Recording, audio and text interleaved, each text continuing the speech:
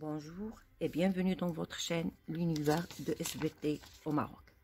Alors dans cette séance, on va voir une introduction au chapitre, au deuxième chapitre qui est la respiration dans différents milieux.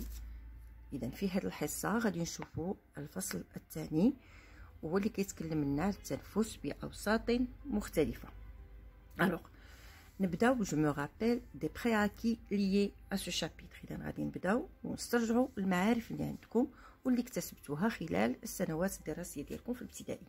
Alors tout d'abord on commence par le premier document, les mouvements respiratoires chez un enfant.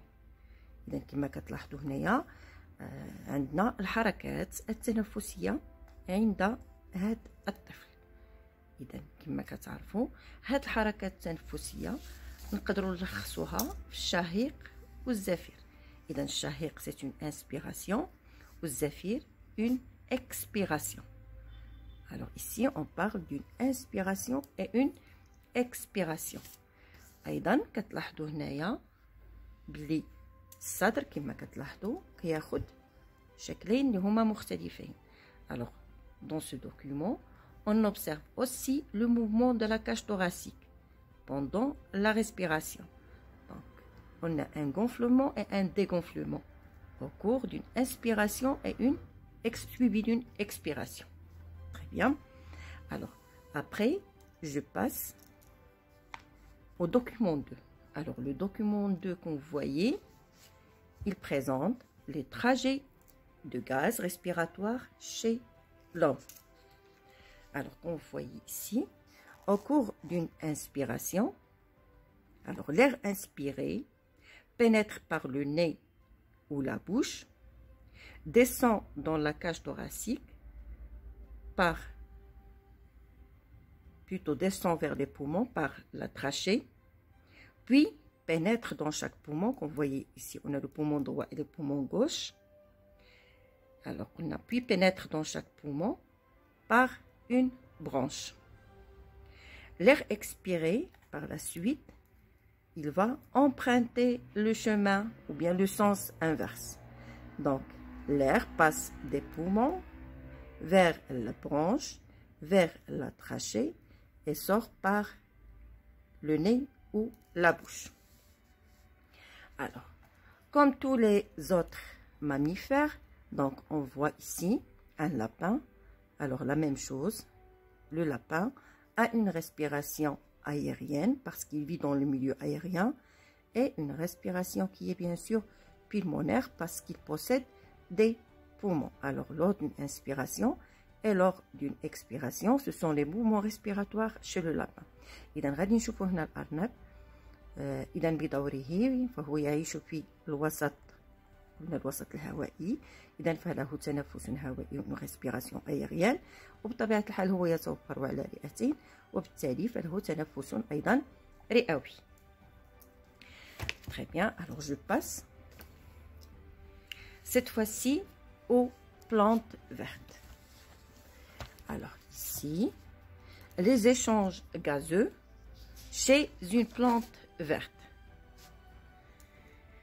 Alors, ici, comme vous voyez,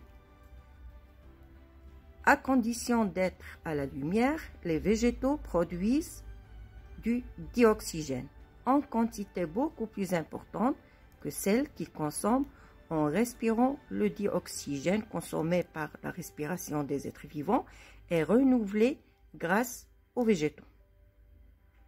Très bien, alors comme vous voyez ici, les végétaux verts, ils produisent qu'on a de l'oxygène. النباتات الخضراء تنتج الأكسجين، لكن هذا الشيء كيوقع في غياب الضوء، لأن بوجود الضوء فالنباتات لا تتنفس بل تقوم بظاهرة التركيب الضوئي. Donc les végétaux en présence de la lumière font ce qu'on appelle la photosynthèse.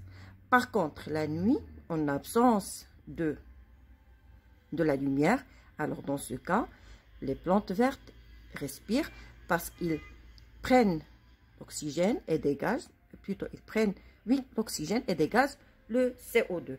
Donc, la production de l'oxygène se fait uniquement le jour. Alors, بشرط ان تكون هاد النباتات تكون في وجود الضوء.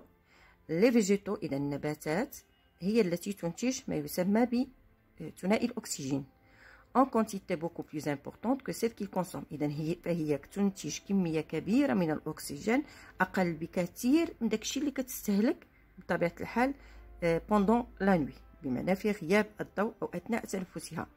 Le dioxygène consommé par la respiration des êtres vivants est renouvelé grâce aux végétaux. إذا كل هاد الأكسجين اللي كتستهلكو الكائنات الحية الأخرى فهي محتاجة بطبيعة الحال لهاد أو هاد الكمية تاع الأكسجين هي بطبيعة الحال تنتج من طرف النباتات الخضراء. وهنا كنشوفوا أهمية النباتات الخضراء في تلطيف الجو بطبيعة الحال، وأنها كتعطينا أهم شيء اللي هو ثنائي الأكسجين.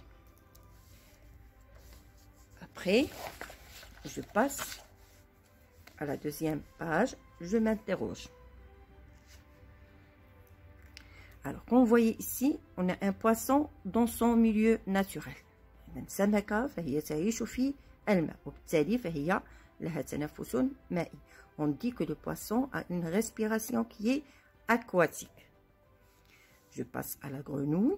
Alors, cette grenouille est obligée de remonter régulièrement ses narines, affleurant juste à la surface. إذا كما كتلاحظوا فالضفدعة رغم أنها تعيش في الماء إلا أنها تضطر أنها ترفع الرأس ديالها وتخرج بطبيعة الحال الرأس ديالها خارج الماء، لأنها بالفعل تتنفس الهواء، فهي لها تنفس هوائي، وبالتالي فهي عندها بطبيعة الحال ما يسمى برئتين، فكتنفس عن طريق رئتها. نقول أن لها تنفس رئوي، إلى une respiration pulmonaire. أكثر من ذلك غادي نشوفوا هذا الشيء لاحقا، فإن الضفدعة تتنفس أيضا بواسطة جلدها.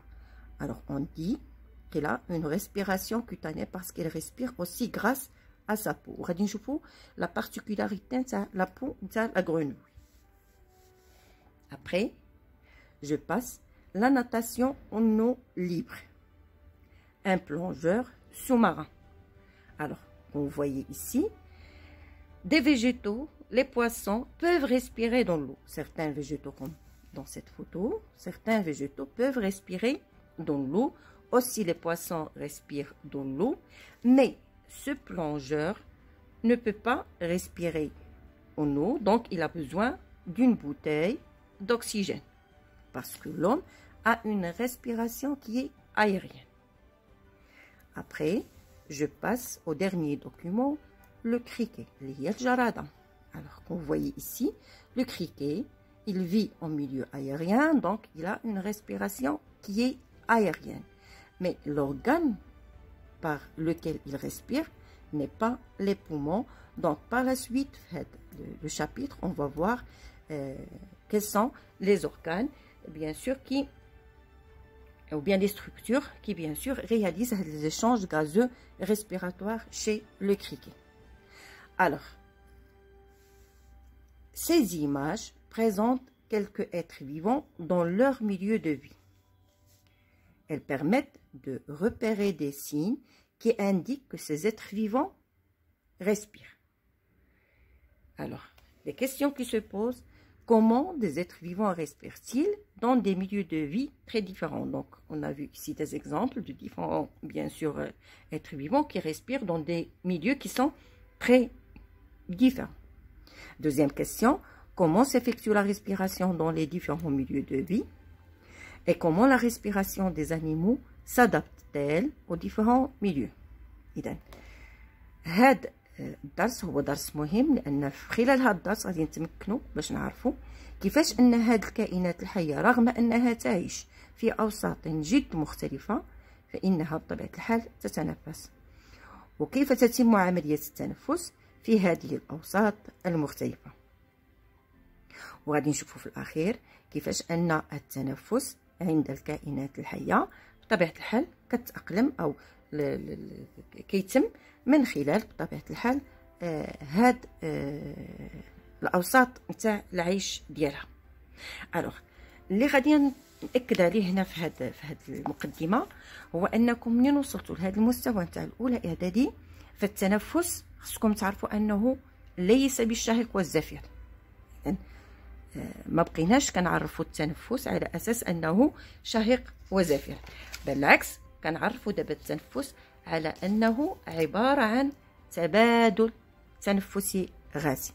Donc à ce niveau-là, il faut bien sûr que j'insiste que la respiration n'est plus une inspiration suivie d'une expiration, mais la respiration n'est autre que des échanges respiratoires gazeux qui s'effectuent entre l'être vivant et son milieu de vie. Alors, la séance prochaine, on va voir la première séquence qui est la respiration chez certains êtres vivants. إذن غادي نشوفوا المقطع الأول في الحصة القادمة، وغادي نشوفوا التنفس عند بعض الكائنات الحية.